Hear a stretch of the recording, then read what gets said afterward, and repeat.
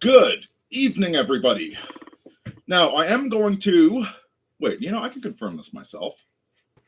Is there noise? Is there volume? Testing. What? Wait, that's not this live stream. That's the last live stream. What about this one? Are we getting... That's the last live stream. There we go. We are getting audio. Okay, and Francesco, say something. Check. All right, you guys should have heard him say check. Please tell me if you do not. I'll feed it up. We don't have the ideal audio set up. I'll be the same. You guys see these things? I found out they don't work anymore. Just in time for my last interview with geez, how do I not remember his name off the top of my head? On Sybil. With what's it? I don't want to get his name wrong. It's not showing me. Because they're thinking it's Ben. You know what? I was going to say Rob. Ben and Rob are kind of like they're right next to each other in my brain. Another fantastic interview. I'm going to have him again at some point. I'm sure we have more to discuss. But tonight, is anybody else, do you hear that in the distance? Is that barking? Is that the Hounds of War?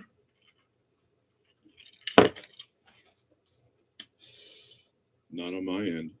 Oh, well, luckier than me. Am I still coming through? I can hear you. Starving Vampire says he can hear everybody. All right, then. Yeah, loud and clear. No, I was speaking metaphorically. Can you hear the Hounds of War in the distance? The Hellhounds, they're braying. Have you heard about this native land grab that's happening here in Canada? Recently? No. I think that lighting's a little bit more reasonable now. Actually, what I ought to do. There. That's probably way more reasonable. Still working on the whole setup here, folks. One piece at a time. I still hear a delay. I still hear a delay. A delay between us talking and the live stream? Yes. That always happens. There's like a 4 or 5 second delay usually. Okay. But as long as you can hear me okay, and they can hear you, and they can hear me. That's all I was checking because we're tag teaming. We're tag teaming the webcam for the live stream and to talk to you. So we're not doing some proper setup where I have headphones and it's all through OBS, and no, we're doing our best with the technology that we got right now. I will be upgrading shortly. But all right, so the land grab. So what's been happening is for the past couple of years, we've had all of these. All right, so this started off with these claims that there were mass graves as part of the residential school program. Now, the residential school program, I guess I need to go through all the history of this as briefly as possible. The residential school program, you see, we had one heck of a moral quagmire on our hands back in, the start of the 20th century or so. On the one hand, we didn't want to genocide the native people of this land the way that had been the custom for all of human history, the way the natives that were residing here had genocided the people that lived here before them. Really didn't sit well with us. And I'm not saying, and I'm not making some claim that everything we did was holy and perfect and we never made a mistake. We broke a lot of treaties, but you know what? So did the natives. There were so many treaties that the natives broke with us, right? Because the chieftain would make a treaty. We want to set up a village here. What do you want for it? Okay, here you are. And we set up the village. 5-10 years later, a chieftain dies. His son takes power. And he's like, I don't feel like honoring that. Let's go murder a bunch of civilians. A lot of that stuff happened. it was messy on both sides, okay? Because I'm not trying to place any blame on this. It's just, it is what it is. That's the past that we have to deal with. And eventually this, because we had more powerful, not just technology, but we had more powerful social technologies, right? Like the Native Americans were at a Stone Age level of technology and social organization. And something like land speculation is just not in the cards at that level. It's, you know, if you go to Las Vegas and you don't even know how statistics work, you know, is that Las Vegas being evil? Is that your fault for being ignorant? You know, it is what it is. So we kind of steamrolled. They gave us one hell of a fight. Like, all credit where credit's due. The natives gave us one hell of a fight, but ultimately we won. But we didn't want to genocide the people that were left here. And these are native peoples speaking languages with no alphabet, speaking languages that are very small language groups, right? Like maybe a few hundred, a few thousand if you're lucky, speaking this language, who have no access to the growing global society that, Francesco, have you ever played Europa Universalis? I'm not sure I'm familiar with it. Do you know Civilization by Sid Meier? No. Oh man, yeah, okay, so you're not a Forex strategy guy. Europa Universalis is, you pick any country in the world, and I think the starting year is 1417, something like that. And the game goes until like 1875. And you make your own goals. So you can actually play as a Native American tribe, or you can play as the Spanish Empire, or Russian, or literally anybody. Any organized polity you can play as. And you kind of make your own goals. And one of the major themes of the game is globalization. Like the reason they picked the years they did is like the 15th century was the beginning of the understanding of like this global situation, global trade networks. In fact, securing trade networks can be a very important strategic aspect in the game. And by the end of 1875 or so, that's kind of where we went into the modern era with fast communication and all of that. And so, this was going to happen. The colonization of North America, if it hadn't been the Europeans, it would have been the Muslims, or the Chinese. Somebody was going to colonize North America, period. I mean, the way things shook out, probably the nicest people colonized North America, even if we weren't always nice. And so we've got these natives that are living in their tribal lifestyle, slowly getting edged out to the hinterlands, which there's a whole history. Like one of my history profs, he had a whole book on how it wasn't actually aggressive expansionism from the British Empire that conquered the West. It was property.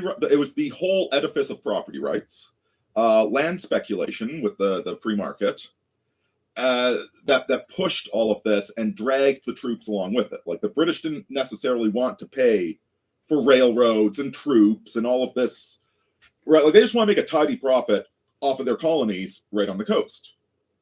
But all of these aggressive pioneers, buying lands, turning it into farmstead, which requires protection from the crown, which you get land speculators buying up land, negotiating. All of this just naturally, like nature abhors a vacuum, sort of a thing. It was inevitable. It was going to happen no matter what. And so we had, at the start of the 20th century, we have all these native peoples, and they do not have the tools to participate in the global society that had developed. left to their own devices, they would have been continually pushed and pushed and pushed to the hinterlands and turned into nothing but dependence upon government welfare, which leads to its own tragedy of deaths of despair. So the Canadian government introduced the residential school program.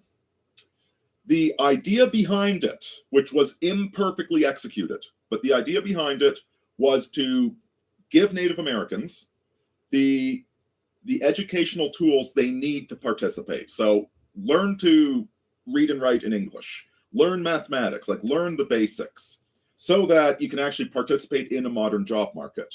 Even though we're going to give you the reservations, we're going to let you live your traditional lifestyle on them if you want, but we want to give you the option of being full participants in global civilization. That's kind of how it is here. Exactly. Now, the residential school programs were administered by the Catholic Church, which there's reports of abuse, some of which is certainly true, some of which is certainly exaggerated.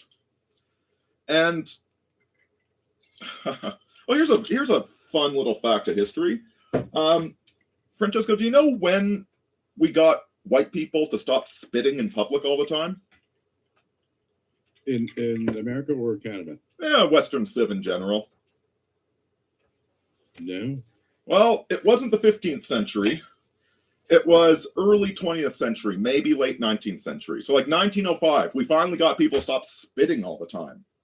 This is why you go to, like, in the Wild West, they had spittoons at the bar. Sure. Because people are spitting everywhere. It was disgusting. There was a huge public health program to convince people to stop spitting, because that's a major way that disease spreads. So it wasn't a law; it was a cultural. I think it probably had fines involved too. Like, I'll bet if you look on the books, there's like a $50 fine for spitting in public that nobody enforces anymore because people mostly stop spitting. But yeah, it was mainly cultural, and this did a amazing job in reducing the cases of tuberculosis amongst white people. We didn't get the natives to stop doing it until the 1940s. So these residential schools became hotbeds of tuberculosis, which was usually tuberculosis acquired from when the students went home to the reservation. Because at the reservation, everybody's spitting everywhere. And with the traditional lifestyle, it's you don't have the same access to hygiene. Which is not to call them dirty.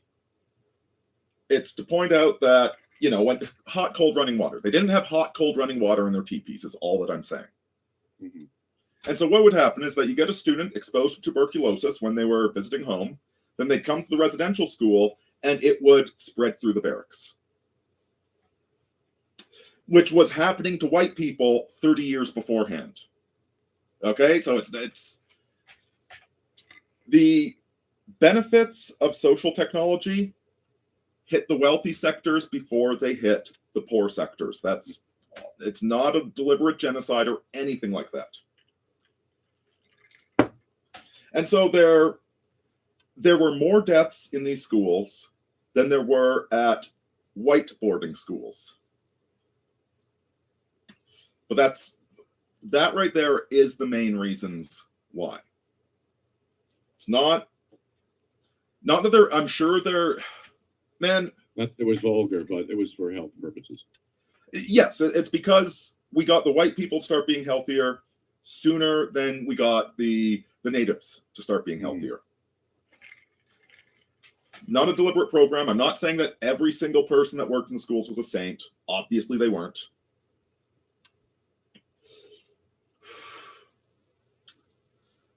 To get my teaching certification, I had to take a tuberculosis test. That's crazy. Yeah. I mean, I guess I'm not surprised by it, but there you go. Yeah. So the point of all of this is that the residential schools weren't perfect, but they were imperfectly designed out of a good spirit. And like, if they wanted to genocide the natives, they just send in the RCMP. Yeah. The point is, we didn't want to genocide the natives, and we did our best to, right, like warts and all.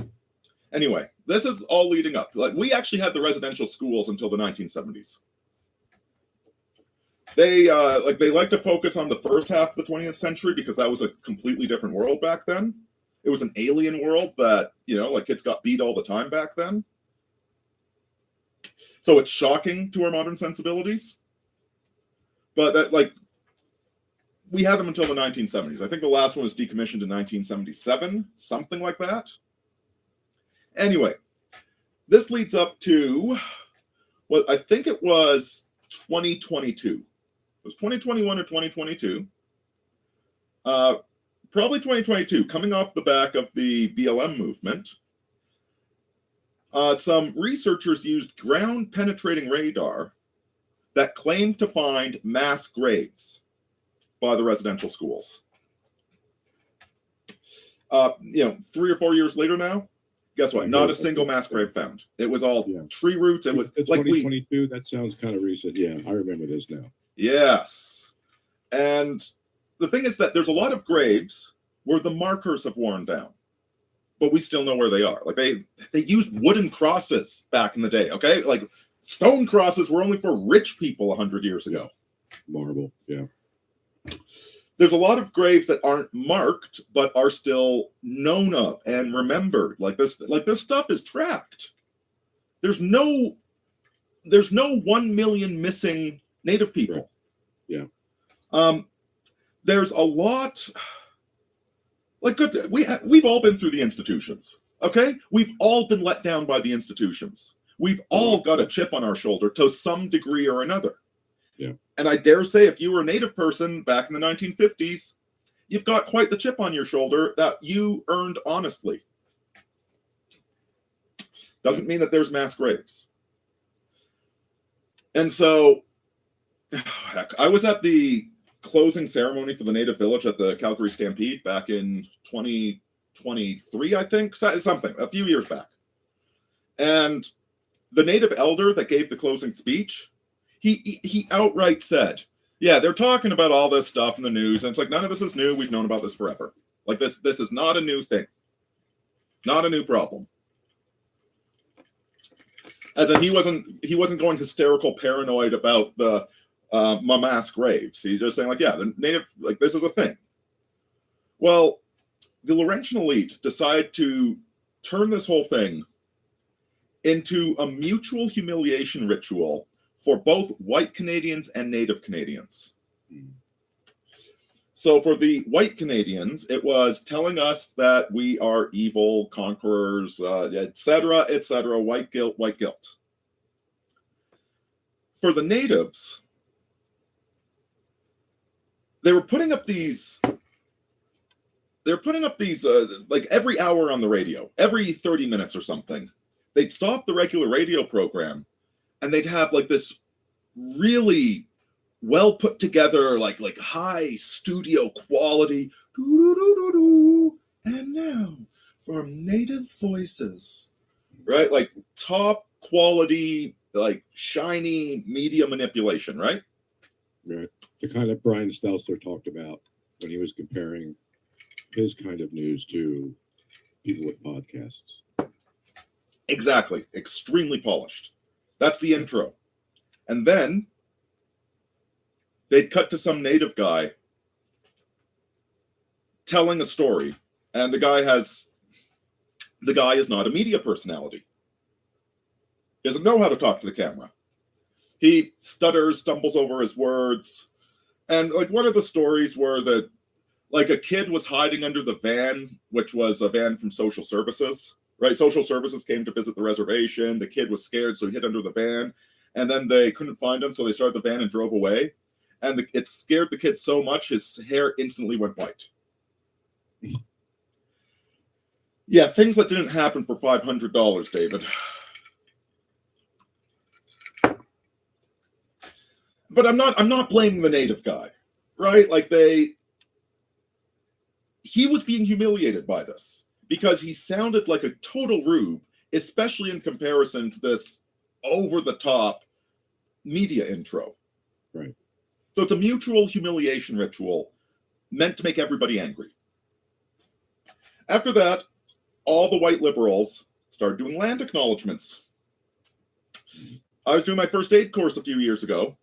The woman taught it out of her house, and she actually did a goddamn land acknowledgement. A land acknowledgement is where we recognize that this land was taken without ceding from the whatchamacallit tribe. Oh, was it? So it was a prelude before Give them your house back then. the program begins. Yeah, it's like, and they've been doing this everywhere. Universities have been doing it. Government's been doing it. We acknowledge that we stole this land. Oh, are you going to give it back? This leads up to the following. So in British Columbia, I know this is a really long way to go just to try and tell you what the heck's going on. It's all right. It's all right. It sounds similar to the Black National Anthem now. That's good. That's not gaining a lot of success in America. Well, and the latest one is they have claimed through the BC court that they own a whole bunch of property. And not just any property, but property where upper middle class people live. Like people that are part of country clubs live.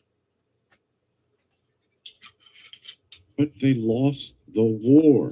Yeah, that's kind of what happens when you lose the war. Yeah. Why we have wars. It's typically about land. And now what strikes me about all this is the lack of wisdom in going after the rich people. Because the rich people can afford lawyers. Yeah. And the other thing, B, 10 years ago, I believe that people in Canada overall had a lot of sympathy for the Native people and their plight. Like one of the policies in Canada is that, or in Alberta, is that there is preferential treatment given to Natives that want to work in the oil patch. And as much as I'm generally opposed to DEI, I'm not opposed to this one. Because, first of all, the oil patch is a hard job. Just because you're given preferential placement in it doesn't mean you're not going to bust your ass in the doing of the job. And it's an honest job. It's like a lot of people on the reservations are in poverty traps, and this is a way of helping them get out of that poverty trap, getting a real job, and making some money so they can start building something positive at home. So, is it a perfect program? Probably not, but it seems honest and fair to me. There was a pipeline in 2016 in America where the Native Americans were protesting. And I made a comment on Facebook that they could make a better life for themselves working for the pipeline rather than continue taking assistance. There is actually, I don't know all the ins and outs of this, but you'll often hear about Native groups protesting pipelines in Canada. And there's actually a huge divide between the Natives that want the pipeline because they get jobs and the Natives that are just looking for a payday. Yeah. And so this present situation of them trying to steal land through manipulating courts with leftist judges, I feel like they're yanking my pizzle, man. Yeah. Anyway, I interviewed for a job right around the same time, got the job, posted the job on Facebook. The people saw my comment, called my place of work, and lost the job. Wait, canceled. What did you post? I made remarks. I made the remark that the Native Americans would be better off working for the pipeline rather than protesting it. Someone took a screenshot of that, sent it to my employer, my new employer, and I didn't get the job. How recently was this? 2016, the beginning of cancel culture. I would say the peak of cancel culture. Okay. So, and I think we might be shifting away from this. Sure. Which, yeah, that was absolutely a huge run. These days, I think if that happened to you, I think you'd have a lawsuit on your hands. Right. Yeah. So, down below, I linked to a video by What If Alt Hist, which, it's funny, it's been sitting in my inbox for a couple of weeks or something. It's the rise and fall of California, and to hell with California. Who gives a damn about California, right? Yeah. Well, then I listened to the whole thing. And the moral of the story, to sum up an hour-long video that's already a really fast and loose history, the moral of the story is that because of how rapidly California was settled, and because of how dependent it was upon big corporations like railroads to get stuff out there, right. What destroyed California was an alliance between the socialists and the big corporations who worked together to destroy the development of any sort of Californian culture of mutual respect and resilience, which is what you just described. When was this? The beginning of California? This is over the past century. Okay. Right? The socialists got in pretty early because there was no church in California. Because like back in the 1930s, like in the Rust Belt, the church was the moral authority. So the socialists never weaseled their way in too much with the Rust Belt. Okay. But so in California, because it's like all these people that just moved there from like a dozen different cultures, from different states, from, like some are Presbyterian, some are Catholic, some are Baptist, some are Chinese. It was really easy to disrupt the formation of a common culture.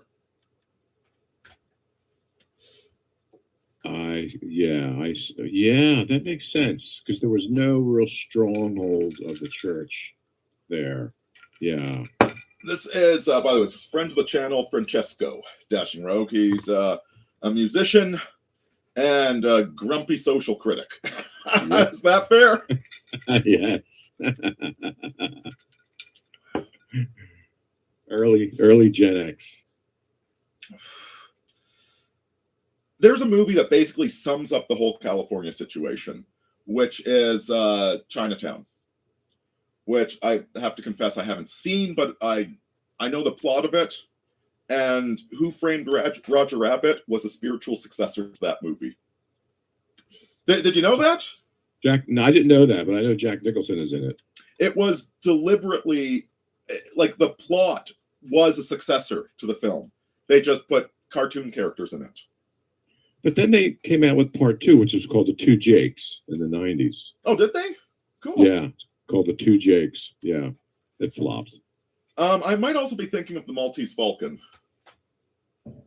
Anyway, the point is, which one was about them stealing the water aquifer?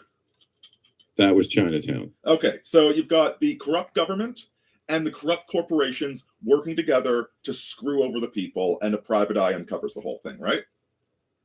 Yes. Which is also the plot of Who Framed Roger Rabbit, but instead of an aquifer, they're building freeways, which is a joke I did not understand as a child, but the highway system freeways? The Los Angeles freeways, you mean? Yeah, do you remember Who Framed Roger Rabbit? I can't remember the plot. It was, because what's her name was in it? I couldn't.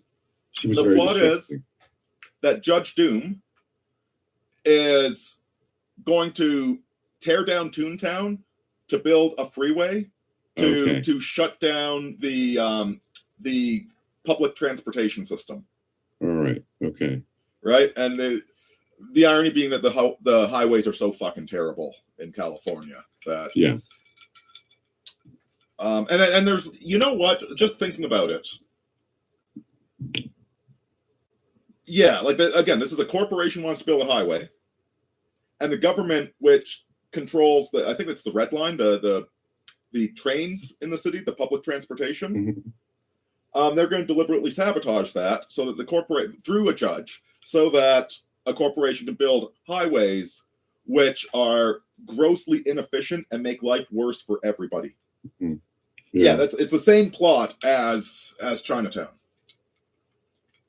And the people that suffer are the common people. Yeah. One of his point is that the elites, by betraying their own people, betrayed themselves, because you sold off your feed corn for short-term profit, and now there's nothing left to inherit. Sounds familiar. Sounds similar to Slaughter of Cities, E. Michael Jones. I haven't read that one. Tell me about it. I'll give you an example. So Thomas Moses convinced city of New York and New Jersey that they needed more bridges. But what they really wanted to do was to disrupt the Catholic communities, the Italian, Irish, and Polish communities. So they built bridges that to destroy the ethnic enclaves. Yes. And muddle everybody. Yeah, because in the 1930s, Catholics they held a lot of strength. In fact, Cardinal some of the best resistance that occurred in America against the pornographication of culture. Yeah, the Decency Act.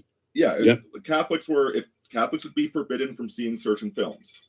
Right, because the Warner Brothers, Harry Warner wanted to start producing Swedish Lolita type films. Hey, Warner Brothers, that sounds like a good European name, doesn't it? I wonder who the four Warner Brothers were initially. The question answers itself. More Lolita films, of course. Cuties. And Cardinal Doherty said, when Philadelphia said, we will boycott all those theaters, and brought Harry Warner to his knees. And that became the Decency Act, which lasted up until about 1965 with the movie The Pawnbroker. Which is about 20 years after the communists infiltrated the Catholic Church. What a shock. Yeah, the movie The Pawnbroker broke the decency clause, and that was the first film that had any kind of Holocaust porn, and it had a nudity scene. Yes, but it's necessary for the film, don't you understand? Oh, yeah. It's for the sake of art. No profit. Cuties is just about immigrants trying to integrate into French society.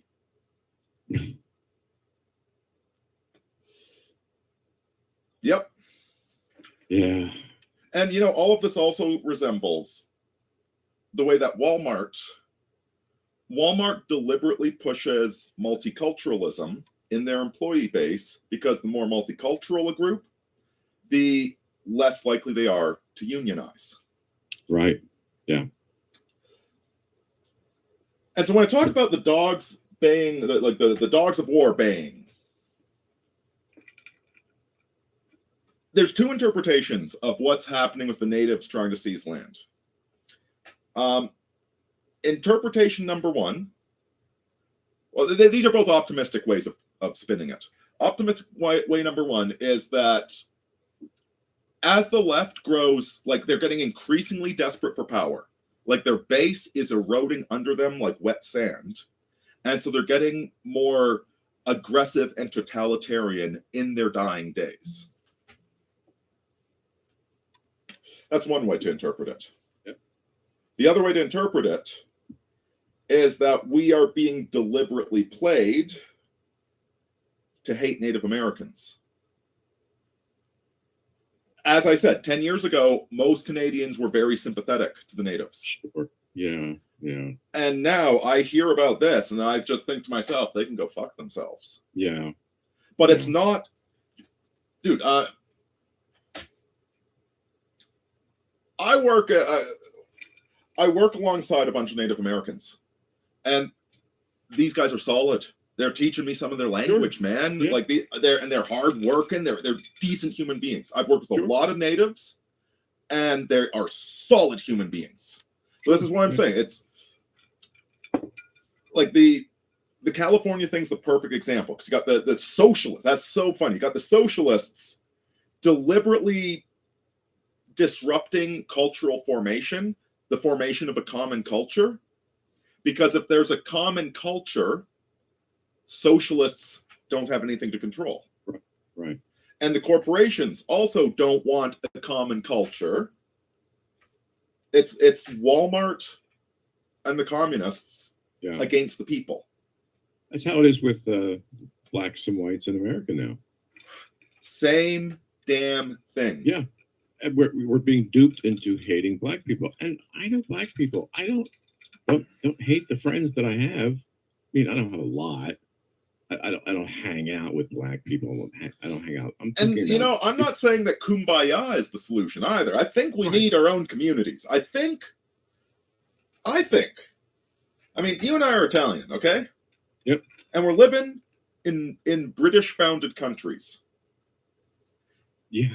And the Brits, you guys are kind of a bunch of squares, right? You guys pay for parking. What the hell is that all about? We don't do that in Italy. We just park illegally. I didn't know that. There's certain aspects to British culture that are a bit stifling to the Italian. Different cultures need their own places. Good fences make good neighbors, right? Yeah. But there's also, like, we need to do this organically. Like, let us figure it out. We don't need HR. We don't need the corporations. Like, they are trying to get us to hate each other. Yeah.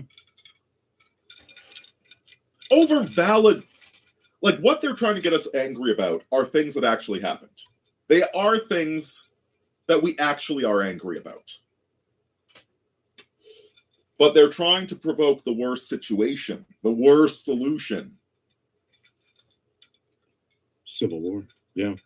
That's what they're doing in Britain right now. With the man, I heard this call of a 60-year-old woman crying about, like, she's had like 3 people in her extended social network murdered. Jesus. Well, it's occurring daily now. The stabbings are occurring daily now. If you follow Paul Joseph Watson. Yep, I can't even watch half his videos because it's so outrageous. And Sargon too. He's like, why? When are the movies going to come out about this? And so we've got a needle to thread. Because on the one hand,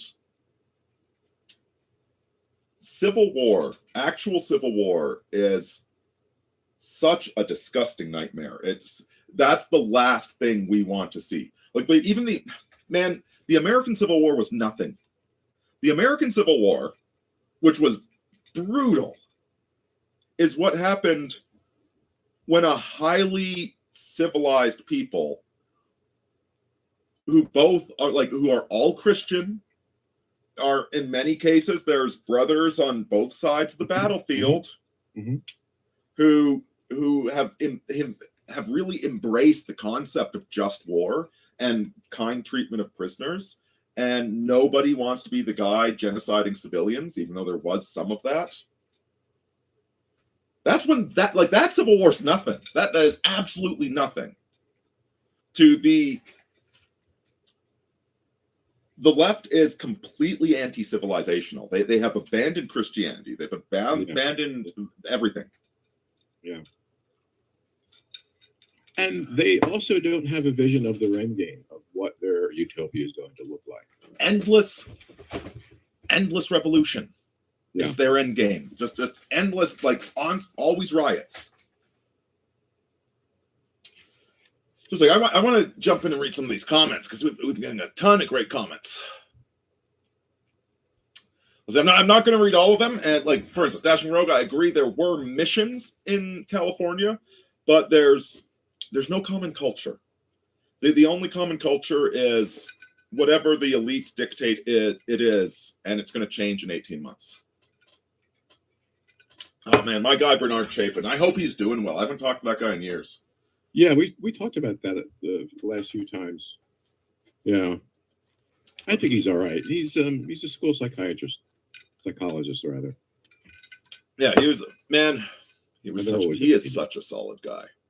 Yeah, like he's one of those. What's that meme of the guy smoking a joint where it's like borrows your car, returns it with a full tank of gas? I don't know. He even looks like that guy, but that's who he is, man. He's just a guy. He's like a good, loving gym coach, is what he's like. Right? He never recovered after the falling out with Aaron. He fell out with Aaron? Yeah. Yeah. Well, apparently I'm not his friend, Aaron's friend either. I don't know why. Whatever. Don't care. Don't understand and don't care. Well, I do miss Chapin. That he was taking. Bernard didn't like it. He was charging people for his services.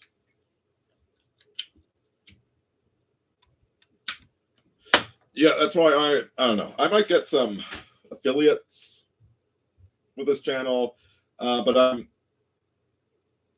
I'm doing this because, like, you know, Socrates is Damon.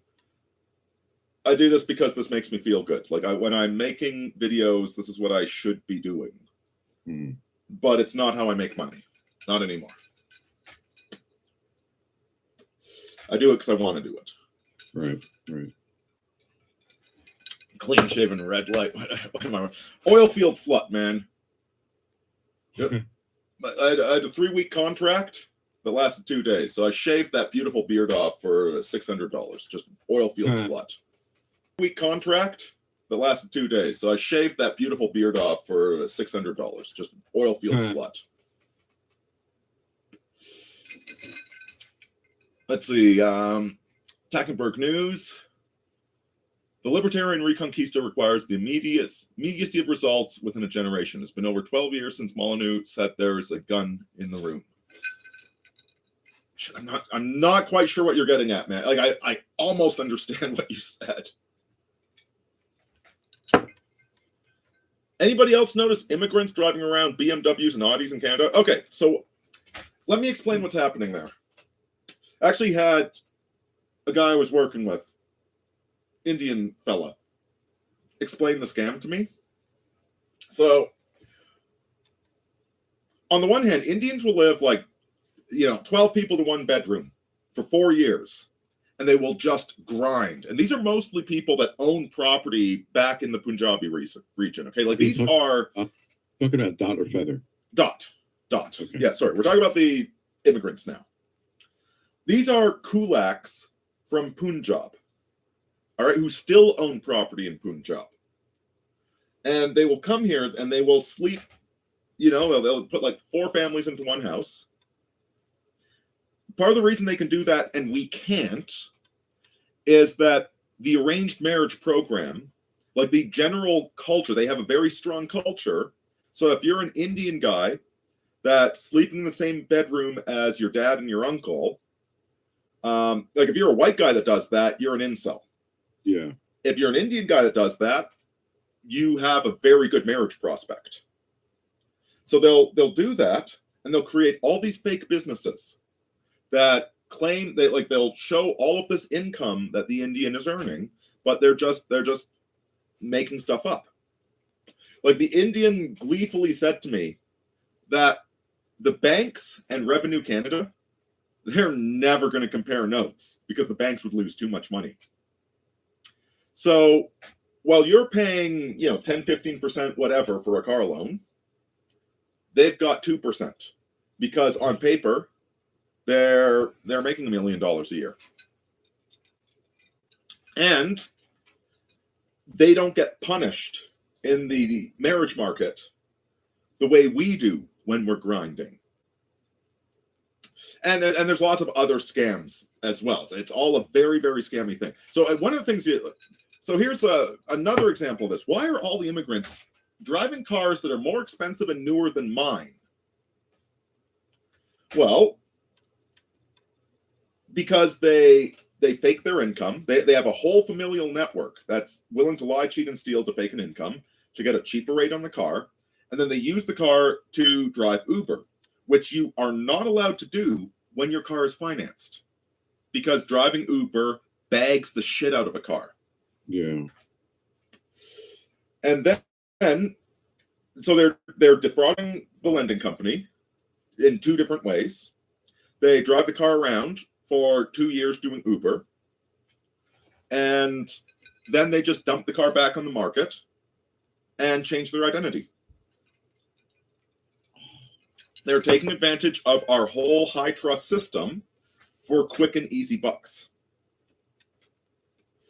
That's more or less what's happening. It's going to vary case to case, obviously, but that's why you are driving a 10-year-old car and they're driving something brand new that's inexplicable how they can afford. Also, they have familial networks, like the takeover of the hospitality industry, the hotel industry by Indians. The Indians create Indian-only networks where they get 0% loans. Yeah. That's happening here. Yeah. They lie, cheat, and steal everywhere. Whereas, so yeah. They don't have a high trust. High trust society is not in their culture. They have a tribal society. So in tribal society, you trust your blood kin, and you scam and lie to everybody else. Yeah. Whereas we are a level 4, 5, 6 society. And in 4, 5, 6, like if your brother wanders into the restaurant where you're employed and asks for a free meal, you tell him to get bent. I'm not doing that for you. Yeah. Like, screw you. You want me to sacrifice my honor for your sake? Right. At level 3, you give him a free meal and you both high five.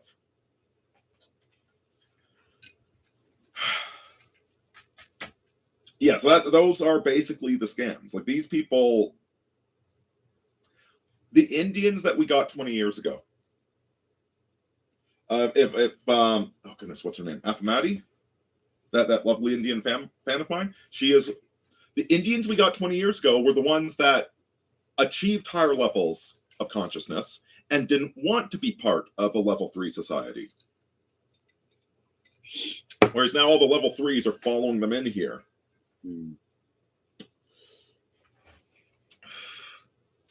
Anyway, that's the BMWs for you. This creates a lot of strife. Yes.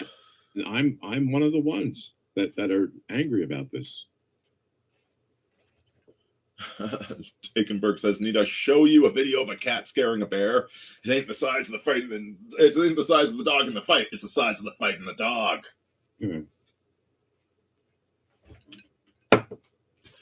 Oh yeah, housing is completely unaffordable in Canada right now. Same here. Yeah.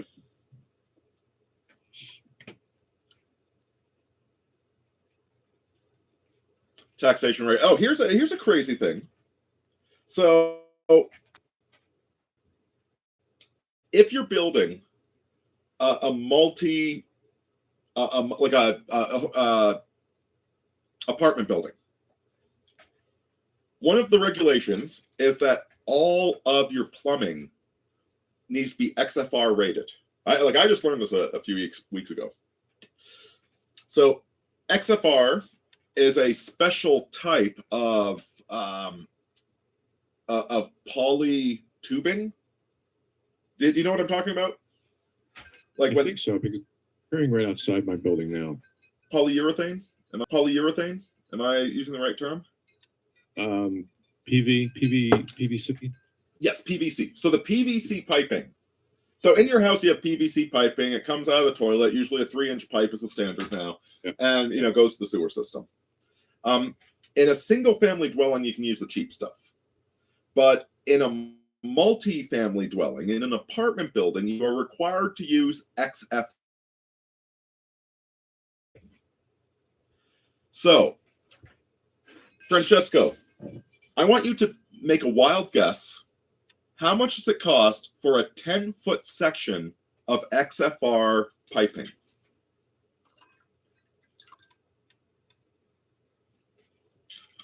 I'll bet it's a hell of a lot more than it should be. Take a guess. Take a guess. Like, well, let me put it this way. How much would be regular PVC piping? 10 foot. Yeah. I think it's about like $50 or $100 or something like that, right? For how many feet? For like 10 feet. Okay. It might be like $200. I don't know, but like it's pretty cheap, right? Like it's borderline free essentially. Okay. So the XFR, the fire resistant, because you want your water lines to be fire resistant. What do you think that goes for? Don't know. Guess.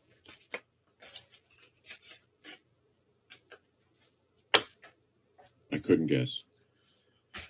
$10,000. Jesus. $10,000 for 10 feet of sewer pipe. And that's required in all multifamily dwellings. And does each unit need to have their own? Well, you need a certain amount of, sewer line going to the sewer. Okay. But I just bring this up as an example. Oh, heck, there was some poll going around here in Canada.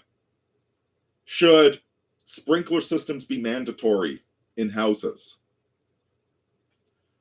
Which, You mean fire systems? yeah, fire No. suppression sprinkler systems. Which is, no, they shouldn't actually. I don't want everything destroyed every time I burn the roast. It should be up to me. Right. Certain regulations make sense, like electrical, requiring a certified electrician to sign off on things actually makes a lot of sense. I know a lot about electricity to know that I'm not an electrician. But the rest of it, it's pricing people out of the market, which is the whole point.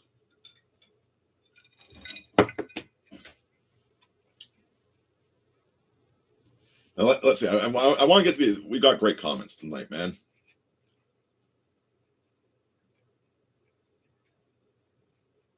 Oh man, we got tons of guys. You guys are fantastic. Most natives were Catholic Christians. Thanks. Actually, oh god, all the churches that were getting burned down after that too.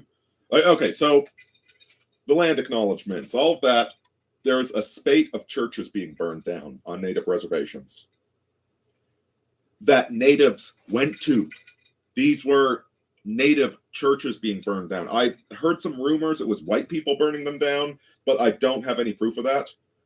But sure as fuck wouldn't surprise me with all those pallets of bricks being dropped off in America right before BLM riots.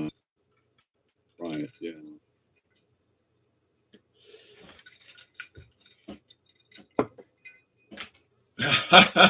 Tankbird News. Only Christian ANCAP knighthood universalism.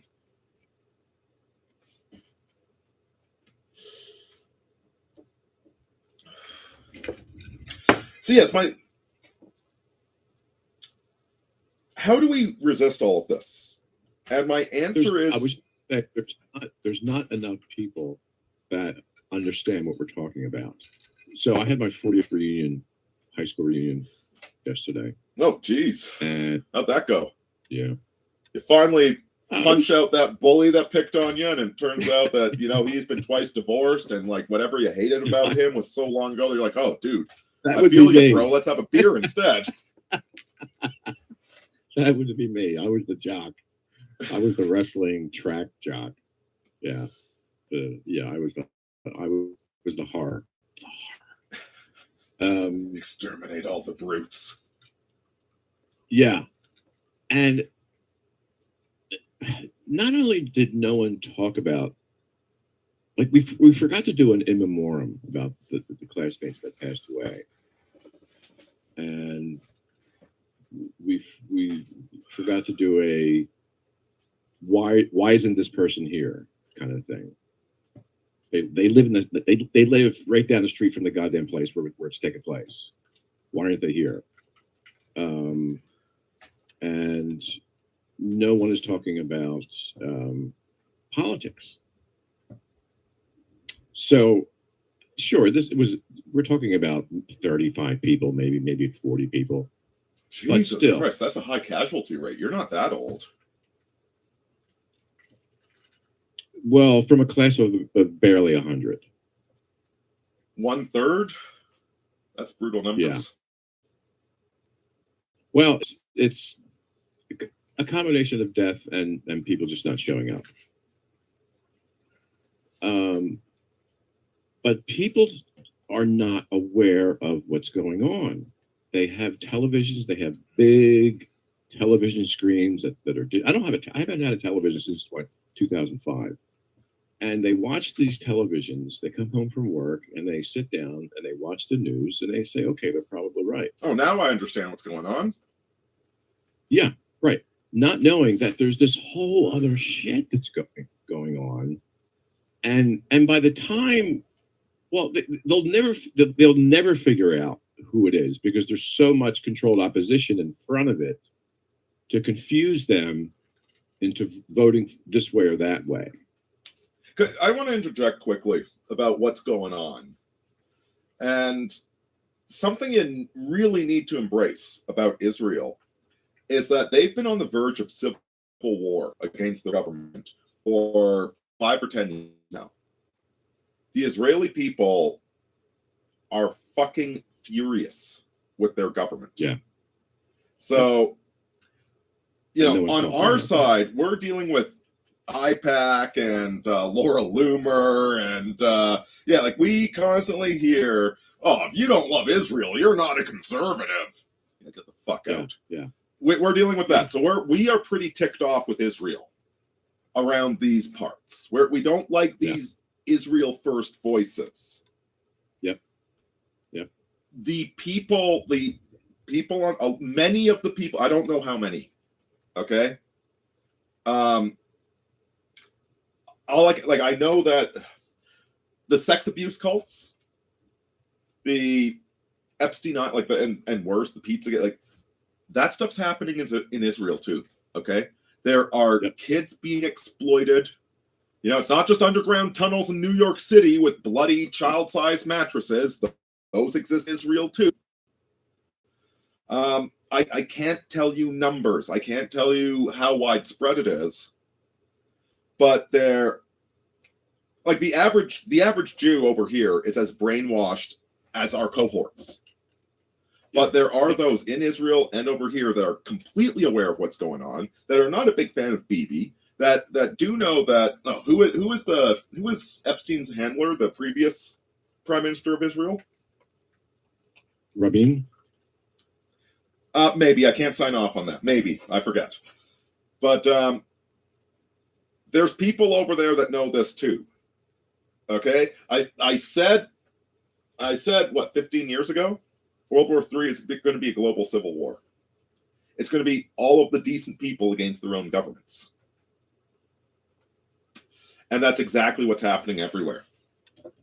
Well, you heard of in Nepal, right? Oh, Nepal. That was a spicy situation, wasn't it? I bet that keeps me up. Not that I do anything. I'm 44 years old, man. I just want to grill and drink my whiskey. I'm no threat whatsoever to the Canadian government. And you start talking about this stuff with normies, and they what do you what? My TV didn't say that. I never heard. But of that. So the Nepo kids for you that don't know,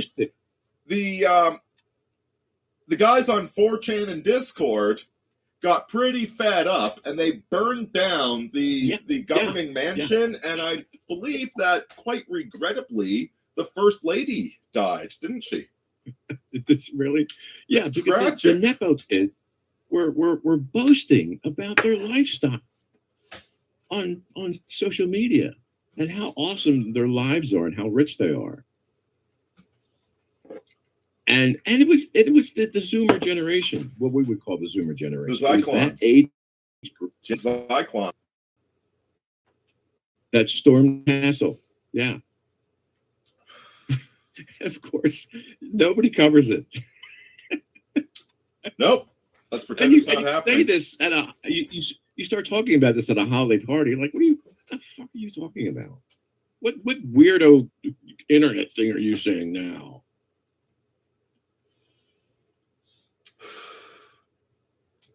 I think we're winning. I genuinely think we're winning, man.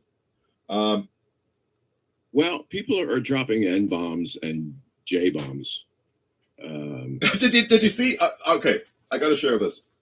There's this comment on the recent interview between Tucker Carlson and Nick Fuentes. This comment was, "I'm black, and this interview was so good, I changed the battery in my smoke alarm."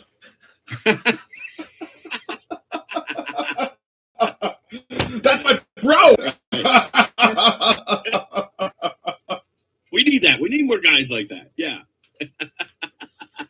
And there's a lot of that. There actually is a lot of that. I'm not the only. And some are still doubling down. Look at Officer Tatum. Like, how much are you getting? Are you getting those $7,000? Oh yeah, Tatum just posted like 3 tweets in support of Israel controlling American politics. Yeah, which I don't think the ground troop. I think I could have a good conversation with your average IDF soldier. We might call each other a few names, but I think we'd have a good, honest conversation. I could not talk to Netanyahu any more than I could talk to Mark Carney.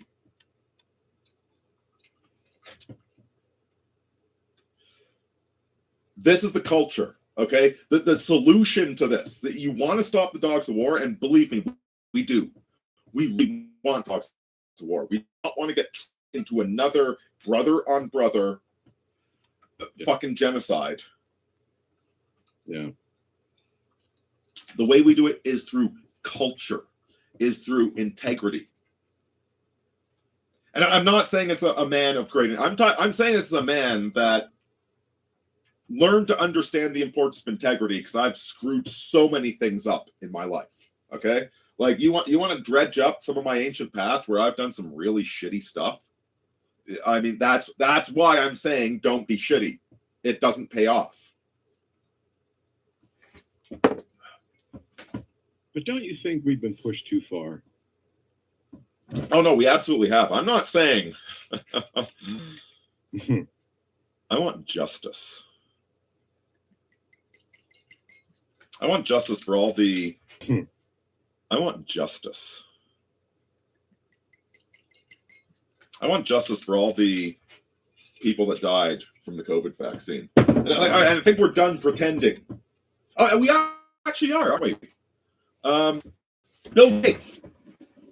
Bill Gates has gone out and said, "Yeah, I was just reading. I gotta mention this.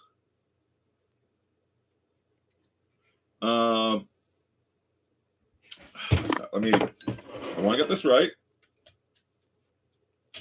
Control H. Oh no, I'm not trying to cancel. I'm trying to look at my browser history.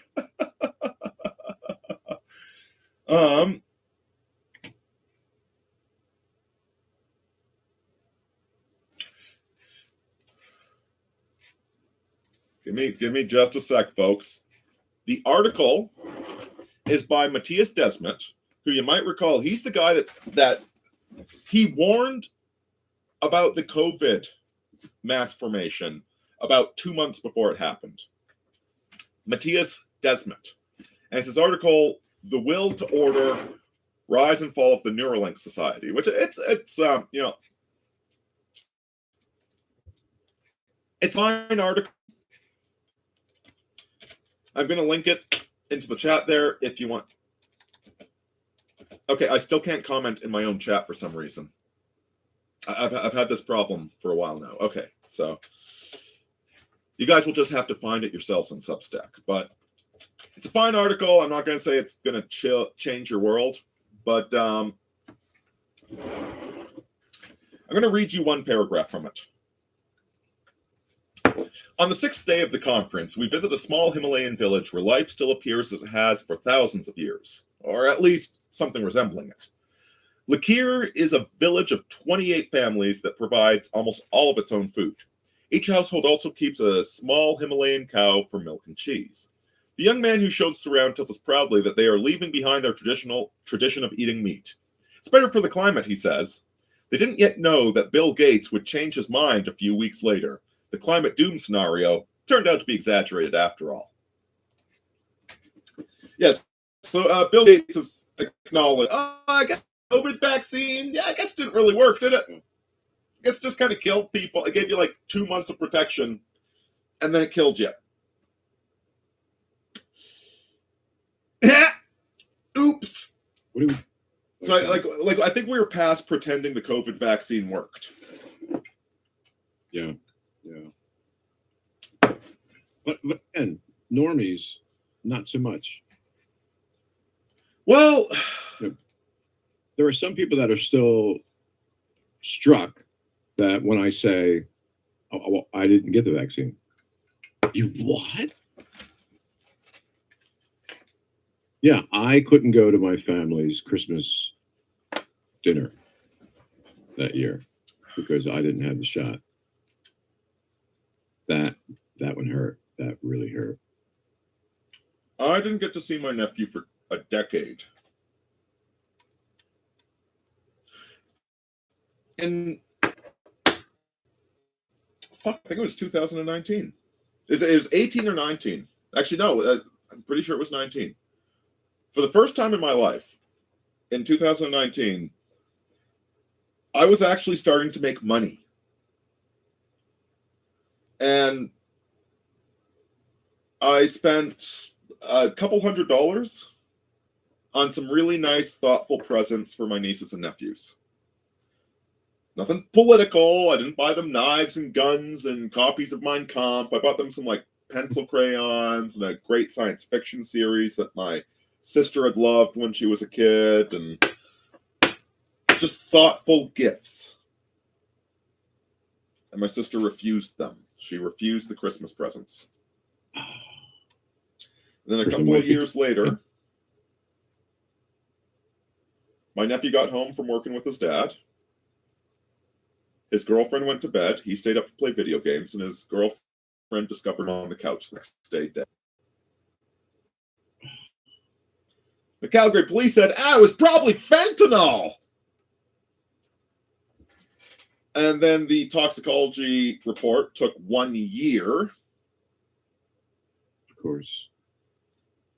He drank a couple of beers that night. There was no fentanyl. There was no drug paraphernalia. There was nothing else. There's just him dead on the couch with his Xbox.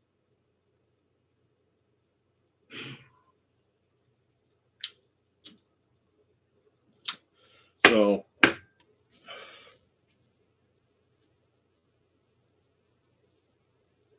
I haven't seen that kid since he was like 13 or 12 or something. Or younger, maybe. I was wearing a Santa Claus hat one Christmas. And he said, "Where'd you get that, Uncle Davis?" I told him, well, last year around this time, this fat guy dressed in red with a bag full of coal showed up. So I beat him up and took his hat. That was Santa Claus, Uncle Davis. Kid dies at 21. Something 20, 22, I don't know, 21, young kid. Girlfriend sleeping. He's been working his ass off 6 days a week. Making something of himself. I got no fucking mercy for these people. What these people did cost lives. Yeah. I mean, it's Chinatown, Jake. What these people do with the aquifers costs lives. So many lives get ground beneath the heels of power. Like these activists that are trying to seize property. They don't represent Native people. The Native people I know, for one thing, they're friendly and they are more than happy to talk to you about and teach you their culture,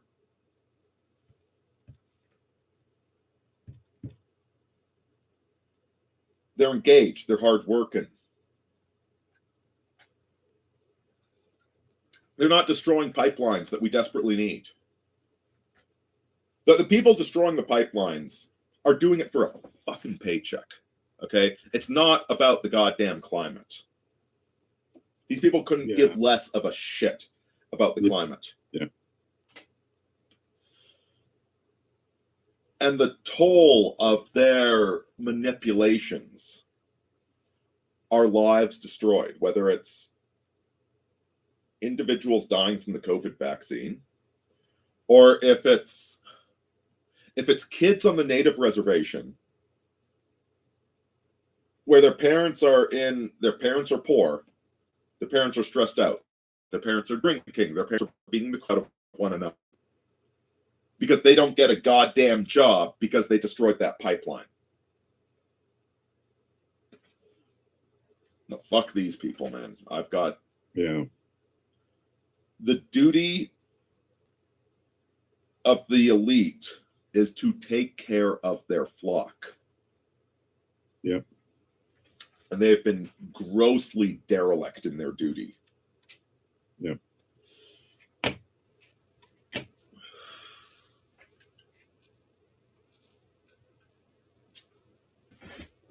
Zad Shah says Israel's an important colonial outpost for the U.S. empire. That's why neocons support them, plus the religious eschatology. It's more than that. It's a blackmail network. Yep. Yep. These are people that can't lead through inspiration. Yep. When I'm on a job site,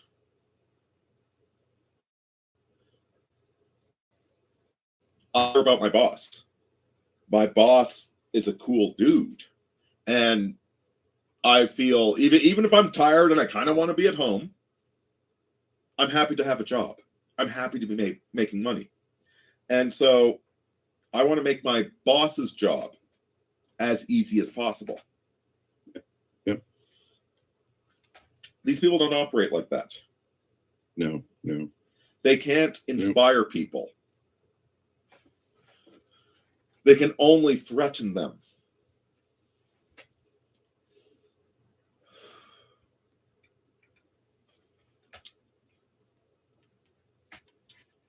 Let's see, Tankberg News says Kenya tried to raise taxes last year. People revolted and burned government buildings. Hells yes.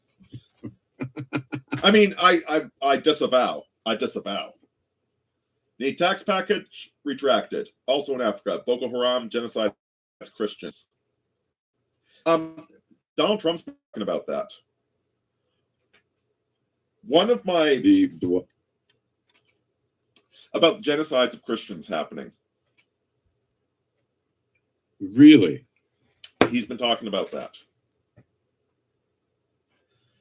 And that is one of my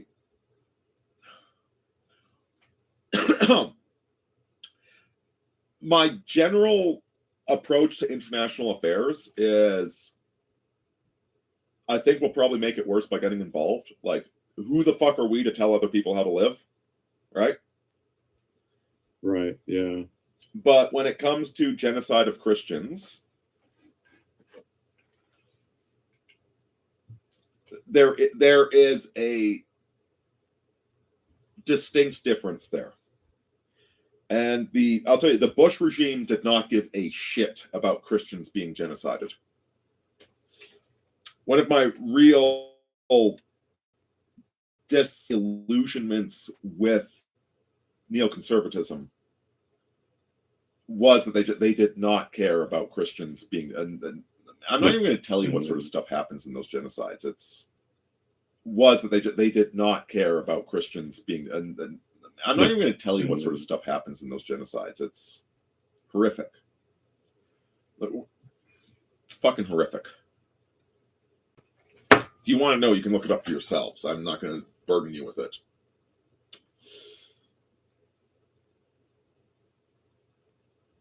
Boy, Ted Cruz certainly showed his hand Yeah. Blew me away, man. I mean, I was suspicious. I used to watch him when he would question people in hearings, and I used to like how he would go pretty hard on them. But then he goes on Tucker, and he's Israel first. He even says it. It's in the Bible. Fuck you. It's not the same Israel, idiot.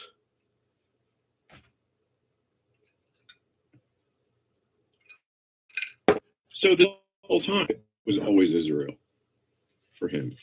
This whole time. Unless they showed him a tape of him doing something where he was blacked out. Yeah, I don't believe for 1 second anybody that intelligent believes it, like the idea that modern Israel it has to be is biblical Israel. By the way, it's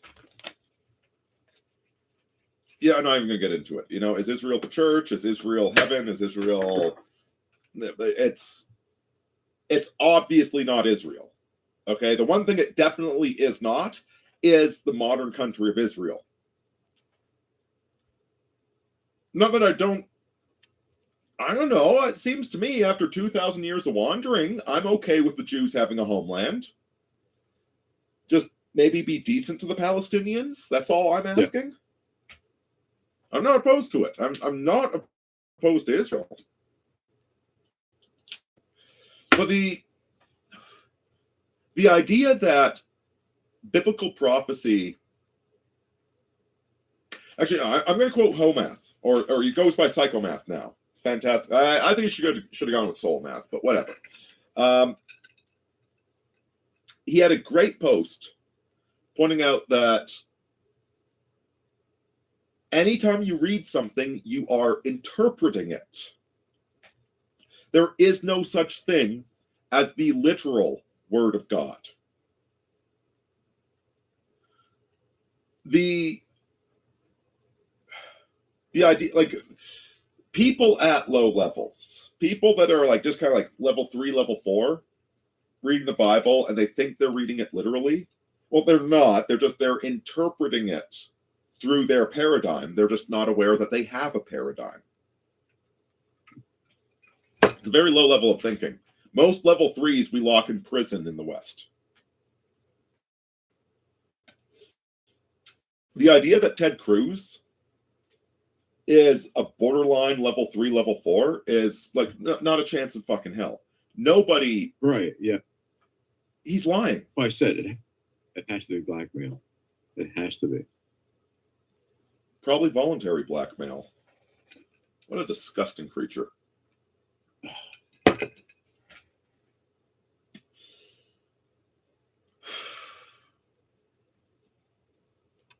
Yeah, whenever you see a politician suddenly make a hard right turn or a hard left turn, it's like, oh, they got him. They got him. Well, most of them were got from the start. Yeah, or either that, or you should not have accepted that trip to Israel. Oh God, have you seen the who's that guy? Who's that guy? I used to really like him. He's the atheist mathematician with no chin. Physiognomy never lies. Physiognomy never lies. Do you know who I'm talking about? Not Papa Jeff. No. He got so embarrassing that I just muted him. Because his takes are so fucking bad. Like, he did all these great videos calling out the alchemists working at the World Economic Forum. But recently he's been like, even though he's an atheist, he put on the little hat and kissed the Wailing Wall. Just pathetic. Let's see. Zod Shah has a question. What's your geopolitical forecast regarding the East and West with the flashpoint being Ukraine and the Middle East.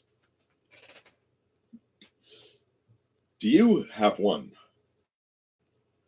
Francisco? Flashpoint.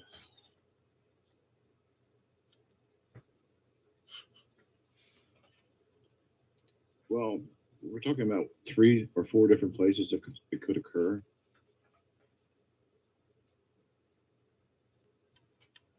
I don't think it's going to happen in England. England seems pretty fucking close right now. I know, but France and Germany, it should, that happened already some years ago, because the same thing has been going on there.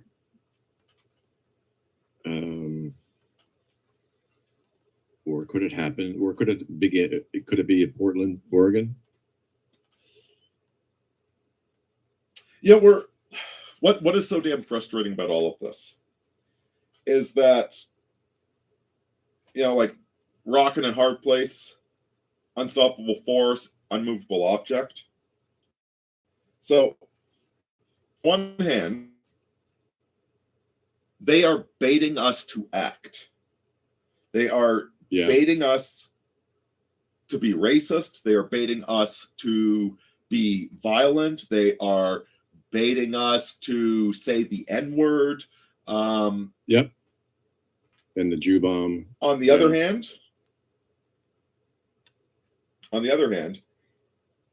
if you act, you go to jail. Like the guy raping your 14-year-old daughter gets a counselor and a welfare bonus. Yeah. You know, you go to jail.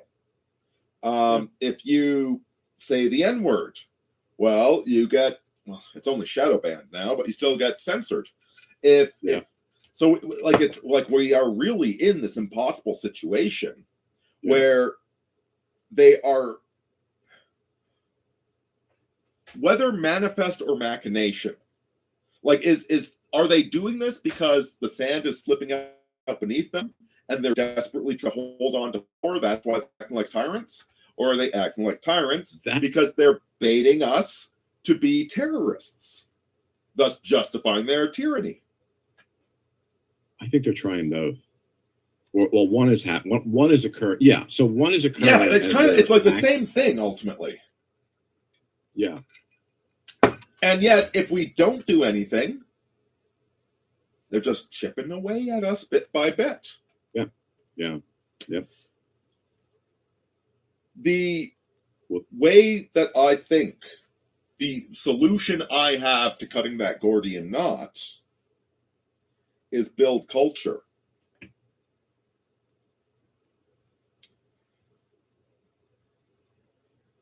One thing I do when I'm working with natives is I'm learning their language right now. Not that I'll ever be fluent or anything like that, okay? But I just want to get to know these guys.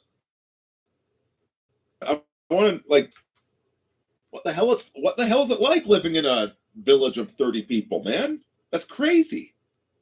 Tell me about where the moon came from. You know, like, I want to learn your myths. I want to learn your language. I want to get to know you guys. You guys are cool. Yeah, but Americans want to know what it's like to live in an urban black area. Well, it's been shoved down our throats since the dawn of rap music, which occurred. I don't think that's black people. You're probably right. I mean, after all, blacks did in California vote against same-sex marriages back in 2006. That actually happened, and that was before Obama. I'm not saying be bosom buddies with everybody. But yeah, me neither. Yeah. But I'm saying build good culture, and where you can, when you can, look after your people. And we did have good culture in the 70s and 80s, even the 90s in America. There was no black thing. I mean, even though there was the Rodney King thing, and even though there was the O.J. Simpson thing, we still held it together. They hijack every fucking thing, don't they? Yeah. Yeah.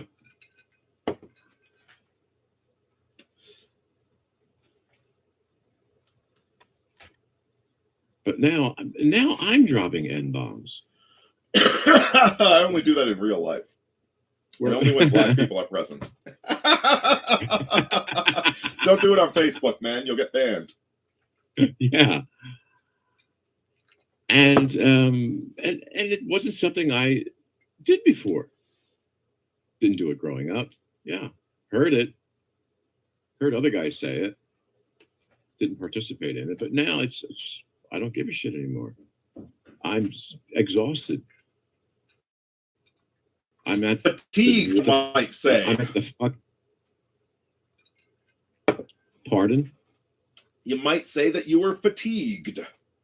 Oh yeah, yeah. I'm at the fuck it level now, the fatigue level. Yeah.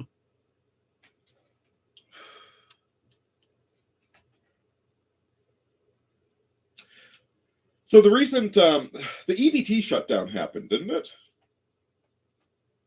Yeah, yeah. I haven't heard any news about that, and I'm up here in Canada, so it doesn't directly affect me. But one of the things I said, I ran into some interesting dissenting voices, which kind of makes me suspicious of the dissenting voices. But like, who isn't suspicious of everybody these days? Like, you're probably a Fed, I'm probably a Fed, everybody's a goddamn Fed. Right. Talking about how like there's 20% of the EBT. I don't know what the percentage actually is, but I just read this. Like 20% of people on EBT are working poor. Yeah, I'm one of them. So one of the things I said is maybe check in with your buddies. Like if you've got somebody that you know isn't doing great. I got a friend down in the South, and I'll leave it at that. I don't want to embarrass him or anything, and I don't know what his economic position is right now. I knew that he had been struggling, so I fired him a message saying, "Hey, how are you doing, buddy? Are you okay? If you need, if you're going hungry, man, I can send you some cash." That's culture. Yeah. Helping your buddies find jobs is culture. That's how we resist this. It's not grand revolutions, okay?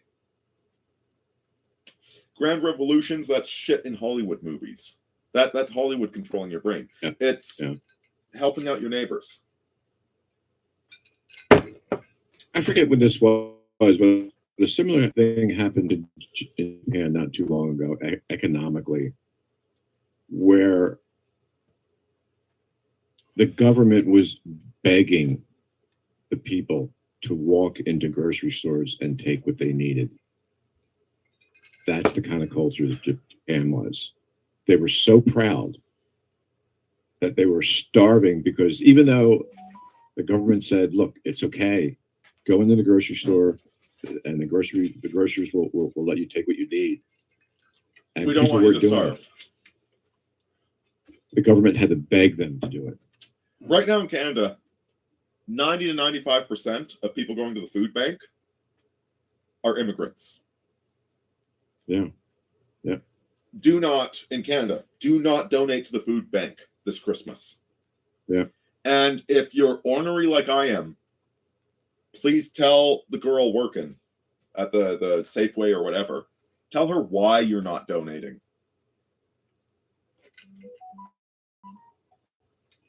Listen, I've been to the food bank.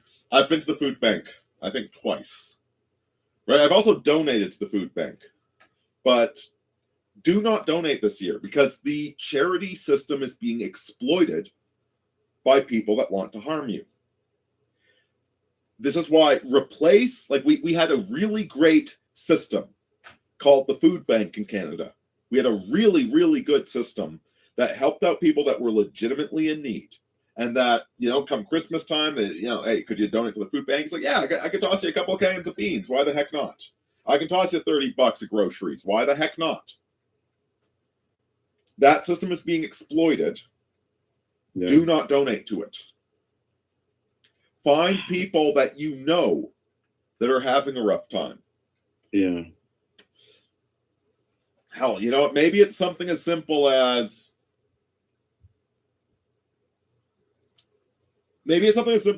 like, I'm working. I know you've been struggling with employment. Yeah. Yep. I'll pay for nachos tonight. Pardon? I'll pay for nachos.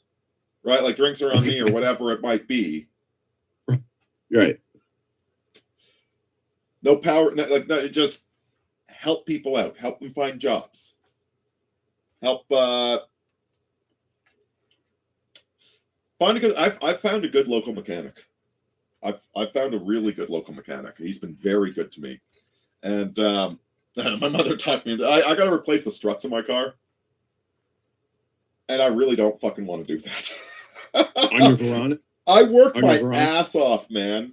I work Yeah, same thing with mine. Yeah. I don't think they were ever good to begin with. Yeah. But your struts? On that model, yeah. Mine were. I just drive like a maniac. But, you know, like when I come back from the next hitch, I'm probably going to toss that guy like $3,000 again of car repairs.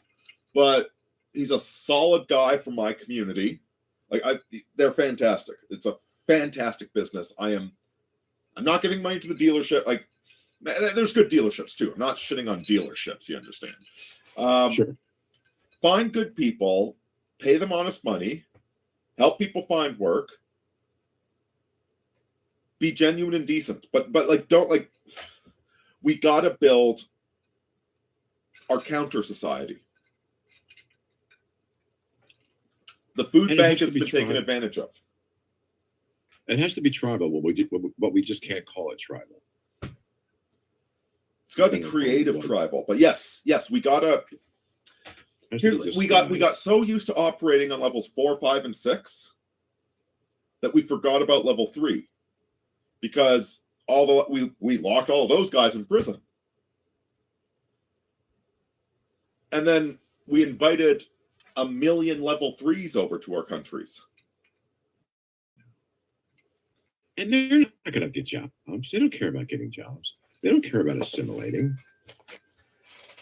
They don't understand what assimilating is. They're not. They don't. Yeah, and lower IQ too. So. What do you mean? I didn't skip breakfast yesterday.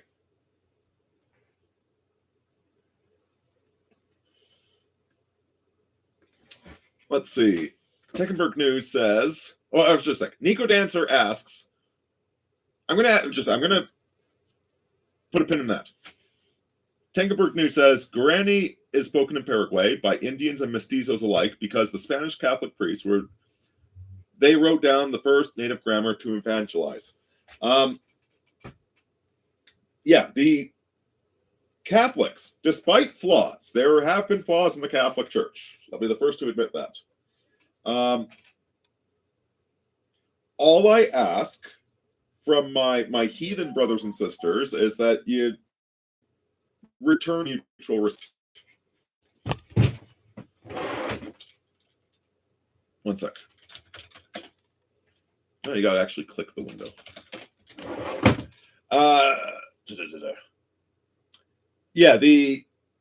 Everything we know about Odin and Thor and whatnot was transcribed by Catholic priests. Catholic Church has flaws, but they've been pretty decent overall. Heckenberg says, I work for a podcast in Argentina after 3 years, unable to work legally, awaiting appeal of green card rejection in the Netherlands. No criminal record, ANCAP Christian. I get paid in crypto. Jesus, man, that is rough. Anything I can do to help, fire me a message, man, on Twitter or X, preferably. And Necrodancer 009 says, what is your favorite Warhammer 40k Space Marine faction? Do you have one, Francisco? Is that a Dungeons and Dragons thing? It's Dungeons and Dragons in space. No. No, I keep telling you, I was getting laid in high school. You haven't been laid until you've had sex with a girl who accidentally calls you by your character name instead of your actual name during orgasm. I made a half nymph come by channeling divine energy with my paladinic cock.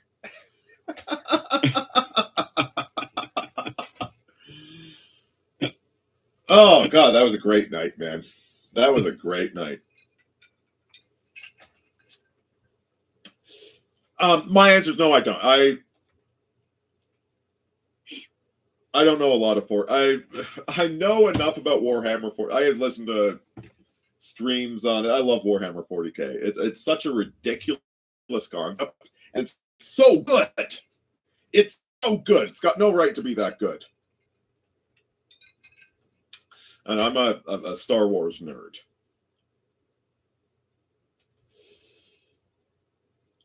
Anyway, I think we should get the live stream shut down in about 5 minutes or so.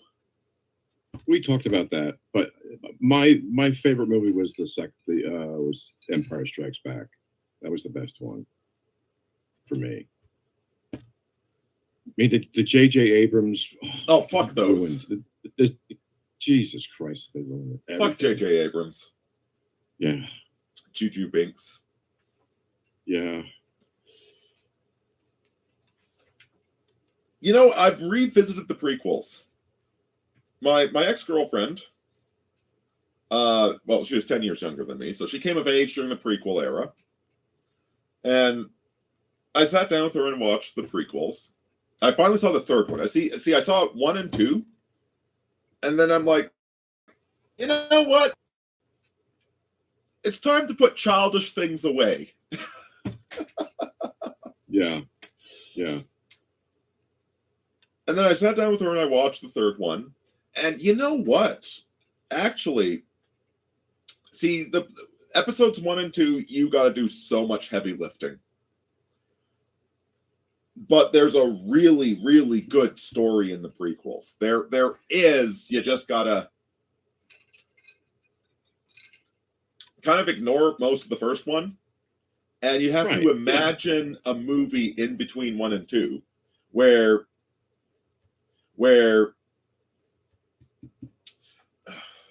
there is a really good movie. It doesn't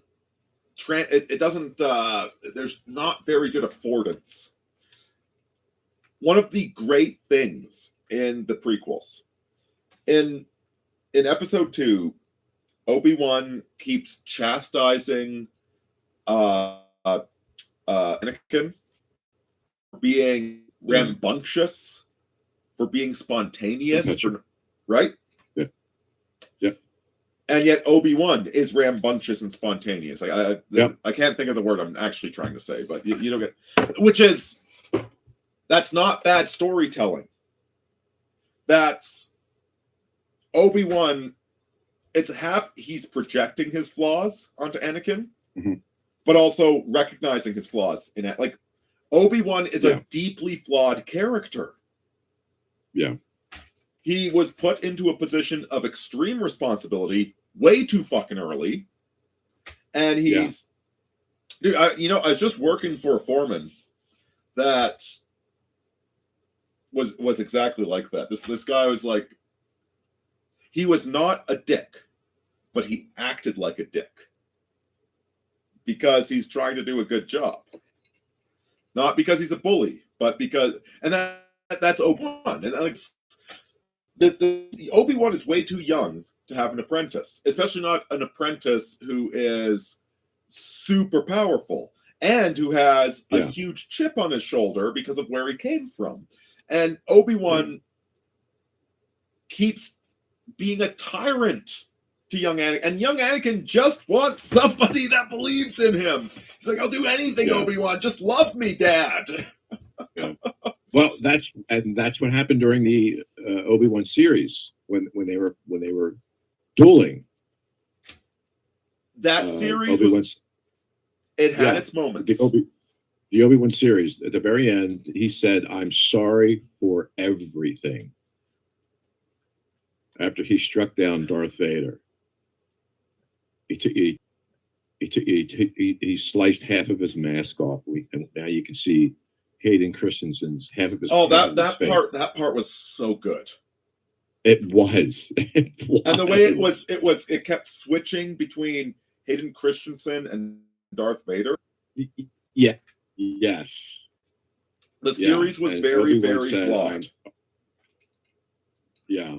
I could have done without the Black Power woman. Like, actually, she wasn't evil. Yeah.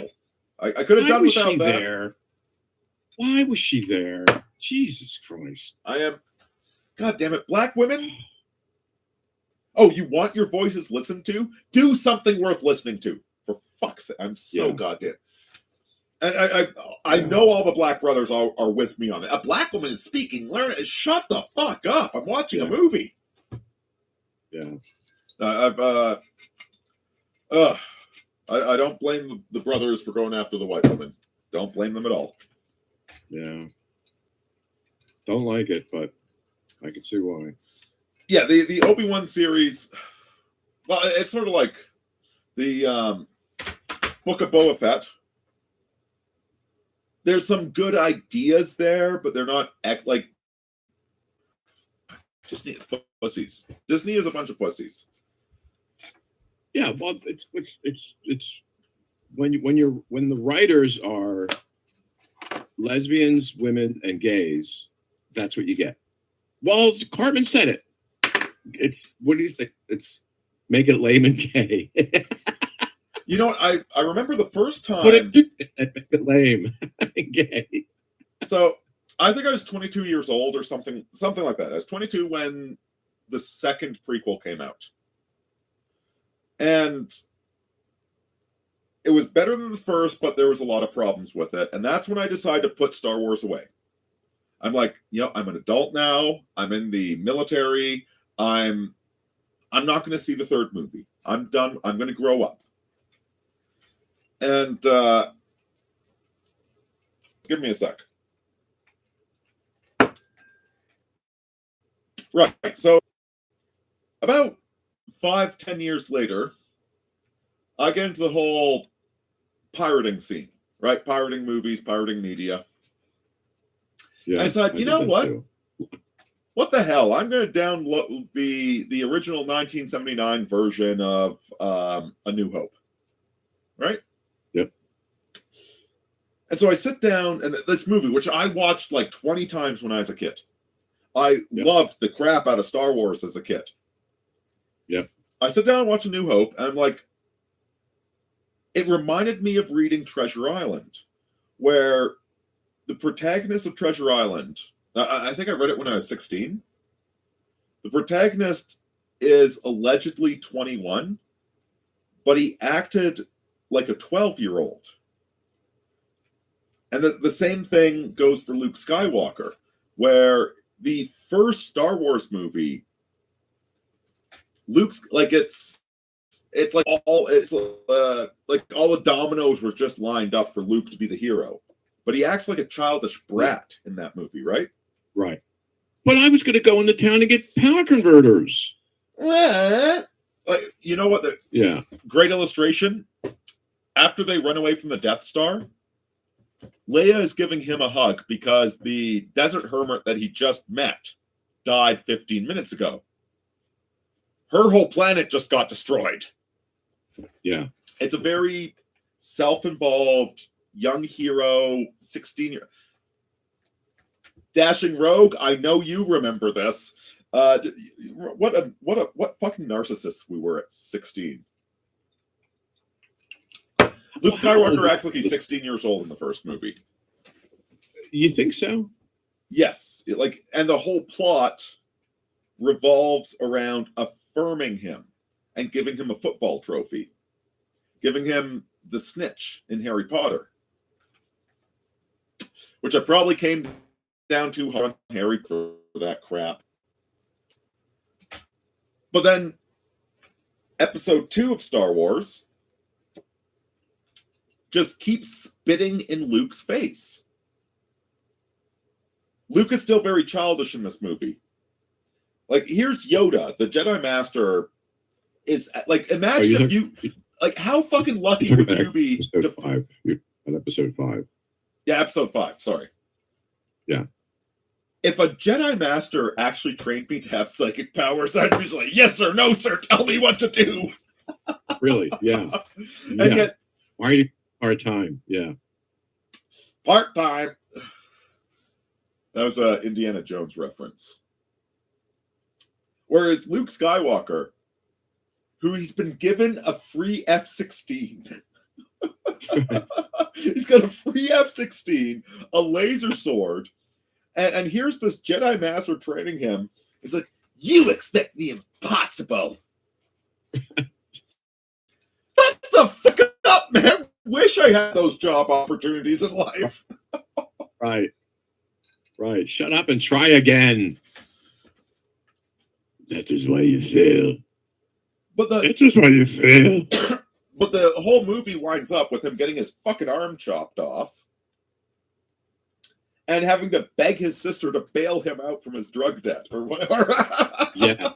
Right? Yes. And then the third movie. So episode 6. Yeah. The episode 6. He's Return finally a grown-up that has integrated his shadow and can confront it and can talk to his father, not confront. In the first movie, he's like, you're evil. The second one, I'm a Jedi, I will fight you. Yeah. Like, Darth Vader isn't even trying in the second movie. Yeah. Episode 5. And then finally in the third movie, he can actually engage his father. God, those movies are brilliant. And then Disney resets the whole fucking timeline by turning everybody into a Harry Potter narcissist. Oh, God. Ugh. I almost feel bad for Daisy Ridley. Almost. But yeah. Anyway, we've been going for 2 hours and 45. Really? No, an hour and 45? Hour and 45. Okay. Luckily, I had to shut down before we overstay our welcome. Any final thoughts on defeating the dogs of war?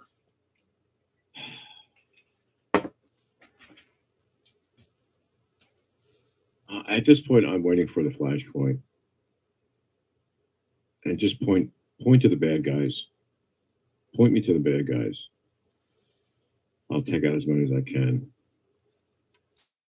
Yeah, I'm kind of beyond point of mirth. Yeah.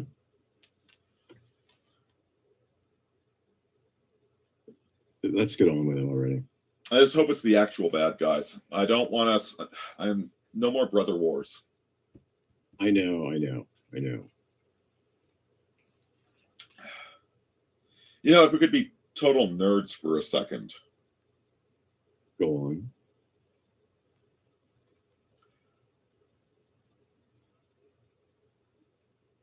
Luke Skywalker never felt pride for fighting stormtroopers. That's just shit he needed to do to get to Darth Vader. What do you mean?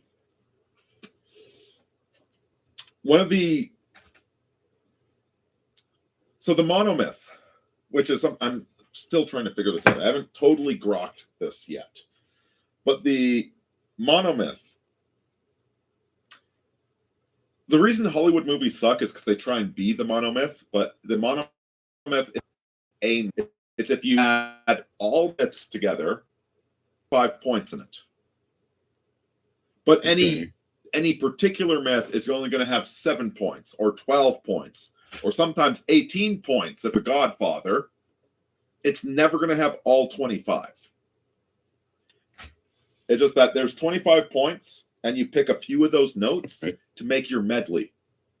Right? Like same as there's 11 semitones. But the mark of a good song is not how many tones it uses, but how it uses those semitones, right? Yeah. Yep.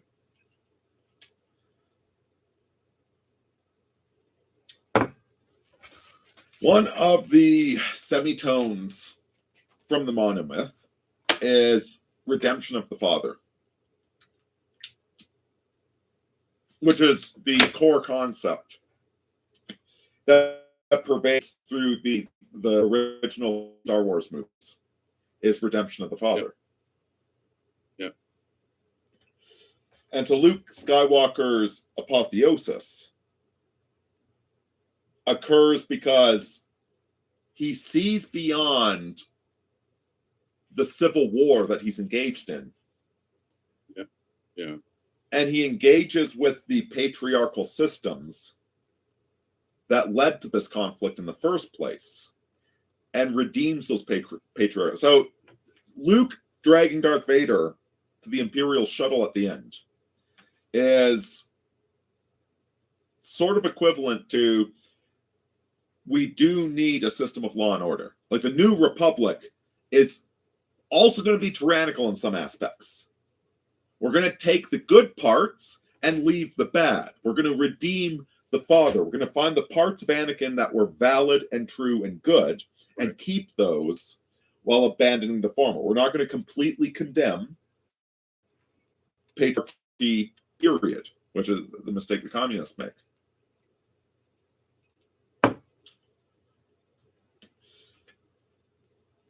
And yes, I know we've been talking about Star Wars instead of Warhammer 40K. I'm sorry, guys, but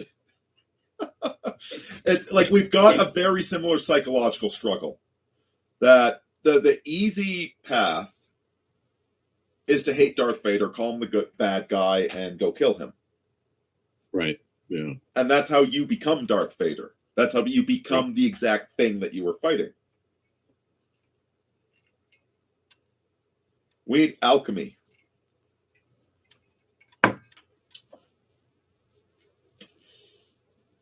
We need to go from black to white to red. Anyway.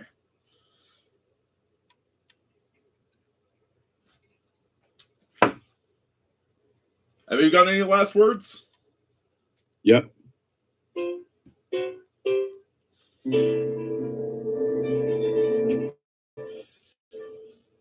Take care of one another, folks. This is Francesco and Aurini out.